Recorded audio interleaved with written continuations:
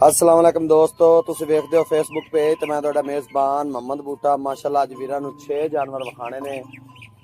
माशाअल्लाह पहले नंबर ते फर्स्ट नंबर विखाणी है, प्रिंट बड़ा खूबसूरत, सिरो मोनी पहला वारा डिलीवर किया। माशाअल्लाह जर्सी और फ्रीजन दा माशाअल्लाह क्रॉस ते जेहड़े ब्रीड दा काम कर रहे हैं उन्हां वास्ते अज तोहफा विखाणा है। माशाअल्लाह फर्स्ट नंबर वैड हो के पिछे बछड़ा बड़ा खूबसूरत दिता है और माशाअल्लाह 51 आर्डर जिवें इंपोर्टेड गावां दा आर्डर हुंदा है। माशाअल्लाह जिवें बाहरों इंपोर्ट होई हुंदी। माशाअल्लाह चेक करना उस भरावां ने अज फोकस करना है वीडियो ते जेहड़े ब्रीड का काम कर रहे हैं।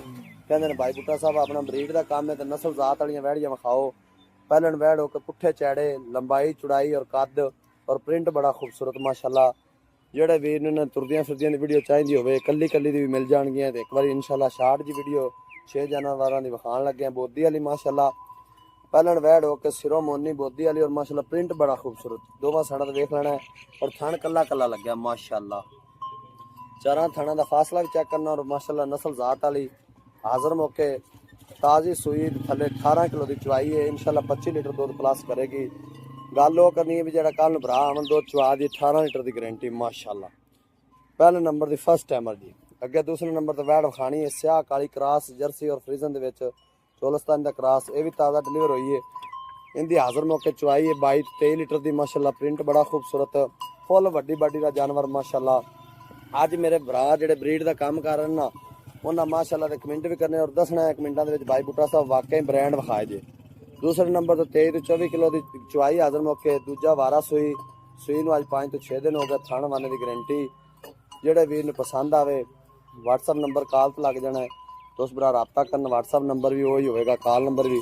तो तीसरे नंबर तो विखाणी प्योर जर्सी। माशाअल्लाह प्योर जर्सी फ्रीजन के माशाअल्लाह 51 आर्डर इंपोर्टेड गाँव वाला जानवर। आज सारे एक दूसरे तो वध ब्रीड वाले और नस्ल जात वाले होंगे और प्रिंट बड़े खूबसूरत होंगे। जोड़े भरा इंशाल्लाह ब्रीड का काम कर रहे हैं ना आज कमेंटा में दसणगे जरूर भाई बूटा साहब वाकई ब्रीड का काम असीं कर रहे पर साडे शौक पूरे कराए जी। माशाअल्लाह तीसरे नंबर के जानवर में आधी चुवाई जो थण लग्या है और माशाअल्लाह बड़ा खूबसूरत वड्डी बाडी का जानवर है।